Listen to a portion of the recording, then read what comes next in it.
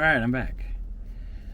As for that golden key that finally got busted out from me ditching kindergarten, yeah, because I would jump from kindergarten to grade school and didn't finish out on the kindergarten transition there.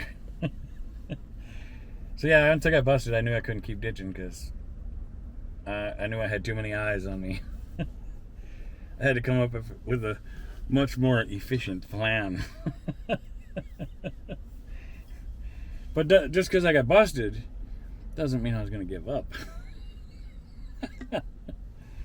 School, they were trying to teach me stuff, arithmetic and how to make paper mache stuff, and that's kindergarten anyway. And taught me how to play with other kids and how to flap a parachute up and down to roll a ball around. What the heck, man? I can be hanging out at a railroad track. What am I doing this for?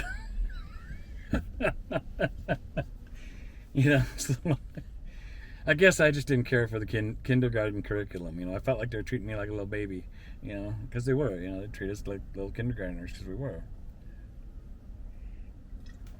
And not to put anybody else down, but I was very advanced for my age. I was advanced from the day I was born. And even today, I'm very, and I don't want to sound like fathead or conceited. But there's a lot up in this noodle. I know lots of different things and know how to do lots of different things. And I did back then too. I knew stuff that a lot of the kids my age didn't know. I knew more than kids 5 years older than me, And that's probably why a lot of my friends were so close to me, because they were probably, feeding off my intelligence or something. Maybe I don't know. But everybody liked me. It was because of my personality. I really cared about people and stuck up for everybody and wanted everybody else to get along and have fun together. But man, I'm just bouncing all over. So I got busted for ditching kindergarten, so the jig was up. I couldn't do that anymore. Kind of a bummer, because I don't know which one I liked better. I don't know if I liked better hanging out at home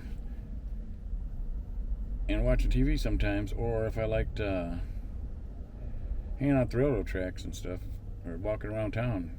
I liked them both, and I kind of mixed them both up. After I did the one first, the railroad tracks was the main thing, then I did the house thing, then I kind of did it in between. I had a couple close calls, I think, where I think I even went swimming down at Rice Park one time. God, I was just a crazy little kid. Now, Rice Park is in downtown St. Paul, across from the library, and they got a fountain there. It's like a 3-tier fountain with a statue of a lady in there, and they've got these moon rocks and other things down there, and then the fountain sprays up. Well, that was our watering hole as a kid, because we're city kids, and that, because that water's pumping and flowing, it was all nice, cool water. So on hot summer days, adults would hang out at the park and stuff, reading their books or whatever, because the library's across the street and stuff. Those kids, we'd go down there and add like a little cement bench thing that looped around the circle of the fountain, and we'd climb over that and jump in the fountain and climb in and out. And the little kids had to have their bigger brothers that get them in and out of the fountain if we were too small. But then we found out that one of the drains was like a mushroom. The pipe came in a lower level. The pipe came up so many inches up out of the ground, and then had this mushroom head on it with venting holes in it. And it was kind of like a skimmer vent, and so that way anything floating on the surface from the fountain down there could go get, the big debris wouldn't go through there, but the smaller stuff could go in there, and then they must have had a clean out off from that or something, but we didn't think about that when we were kids. We weren't trained how to take care of swimming pools or nothing. But what was nice is, because the thing stuck up so high, the little kids found out we could go use that to stand on that, which would give us enough height to grab that cement bench up above, and then we could do a pull-up to pull up and climb up out of the fountain. So then we realized as little kids, we found out we could get in and out of the fountain by ourselves. We didn't need our big brothers no more. So that was a whole new thing. I could go there myself. I don't need any of these big people now. I know how to get in and out of it on my own. And because there was different fountain heads in there and stuff, and different rocks for display and statue stuff or whatever. We'd run around there, play tag in it, and everything splashing all around, and we'd get some like bruises and stuff because we'd trip on a water pipe or a whatever, and so we had a lot of wounds in there as kids, but that was our watering hole. That was our play spot. I don't know. I should almost look up pictures of that so I could put it in this video. I wonder if I could pull up a picture right now. Rice Park, downtown St. Paul. Rice Park Fountain, downtown St. Paul.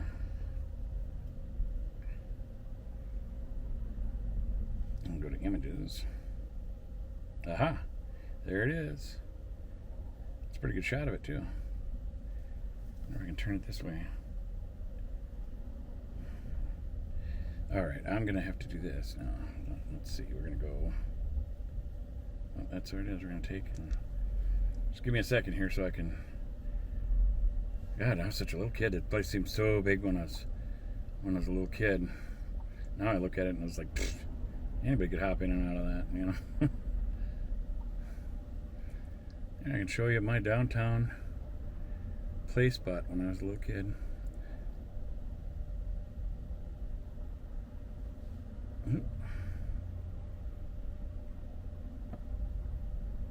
That statue's still there too.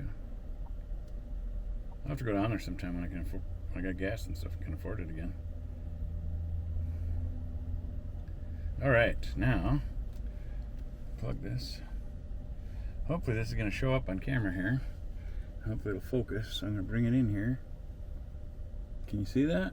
Let's see it go down a little maybe. Yeah, that is the Rice Park Fountain that I was just telling you about when I was a little kid. And you can see the cement little bench thing around it, and that's what we'd have to get to climb back up. Some of the kids were good enough to jump from the cement bench to the middle of the fountain there, the middle level. And if you were good enough, you could get on the edge of that middle fountain level and jump back over to the bench. But you didn't want to not make it, because then as little kids, you'd get hurt smacking into the concrete. So, but I don't know how far it is from that cement bench over to the middle level there. I'm going to have to go down there and measure it sometime just to kind of get an idea. But that's what my play spot was. And we're going to zoom in and move it over a little. What the heck? I got stuck on my screen. Oops. They got flowers all around the statue of the lady like it's a dress or something. That's kind of cool. I zoomed in on it a little bit more now because I'm going to tell you another story if I got time. Okay, now that I zoomed in on it, get it down a little bit. Okay, see that? You can see the fountain, the lady in the fountain, that rock there. Let's see. Maybe I'll have to zoom back in on the rock. But all those fountains spraying around. We used to run through all that and splash water at each other and stuff. That was like the coolest place ever as a kid to hang out. Now, it won't let me zoom in anymore. Now I'm shifted over just a little bit more. Hopefully this will show up. But that rock that's on the, I think it's the left side of the screen for you guys. It's on the right side of the screen for me now. Maybe it'll be on the right side for you guys. Yeah, it would. Yeah, it would be on the right side. But in real life, it's on the left side, I think. I don't know. Who knows? It's trivial. But that rock, it's like a moon rock or a lava rock. It's got all the little holes in it all over, so it's kind of like a pumice stone or whatever, but with more coarse, like a super coarse pumice stone. And okay, so Rice Park. Let's see. I'm gonna find out because I was just a little kid. This was back when I was real little. So.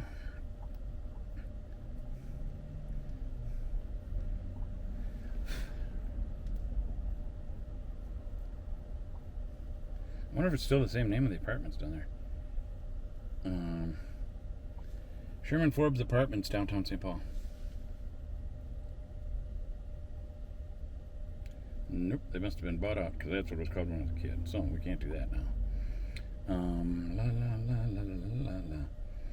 So anyway, from that fountain, because I started going there on my own too when I was a kid. Just if I was hot, I'm heading downtown, and that wasn't just a little jaunt. We're talking. Bet you it had to be at least a mile or so. Oh, wait a minute. I know what I can do. Directions to Rice Park, St. Paul, Minnesota. There we go now.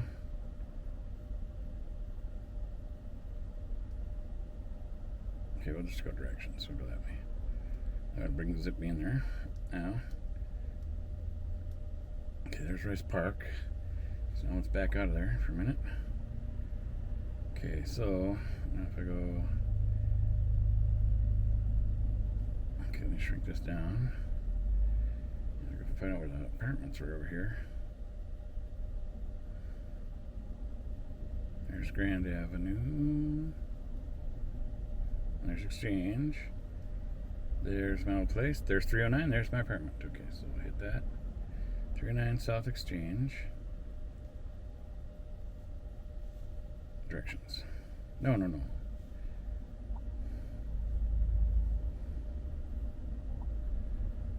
There we go.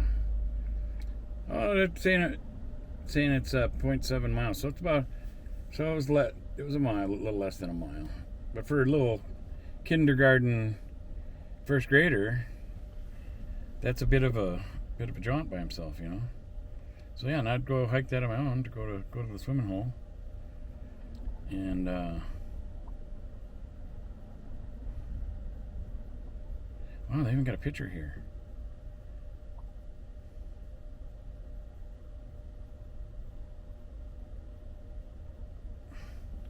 Very cool. So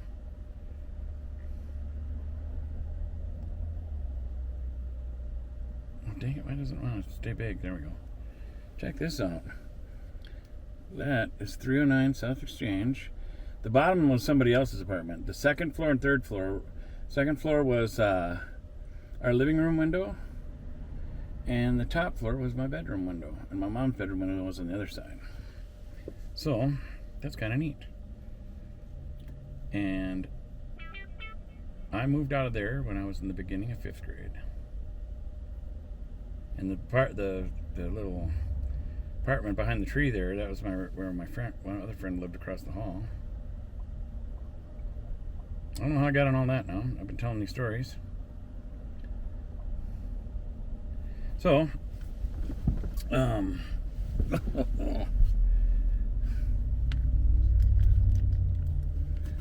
now you're learning some more about me. But even back then, I did believe in God. Oh, I wonder if the Salvation Army will show up on there. Because from where I lived there, on our way to school, where we'd go when I got into grade school, patrol didn't come to your house. You went to the corner of 7th and Smith to meet the patrol. Sometimes there'd be patrol that lived in the area that would walk with you if we had patrol kids that lived in the area. But otherwise, you'd go to the corner of 7th and Smith there to meet the patrol. And the patrol, I thought it was so cool. I thought they were like, they had the status because they had the leather belts with the strap going across the shoulder and the actual metal patrol badge, you know. So they were kind of like cops. It's kind of cool. I used to always want one of those when I was a little kid. But by the time I got their age, I didn't want no part of it.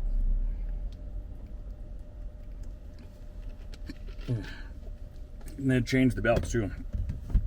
Because they used to be leather belts with an actual metal badge. And then, of course, you know, city budget or whatever, they got cheap and then they made them out of like a neon green or pink reflective material. And it just didn't look official anymore. It looked too kiddie. And they didn't have the metal badges anymore and stuff, I don't think. You know, when it was a leather strap and a metal badge, the leather strap kind of fit to the old westerns and the cowboy sheriffs and stuff. It just all had more of a real feel. Yeah, younger generation might not even know about a school patrol like that.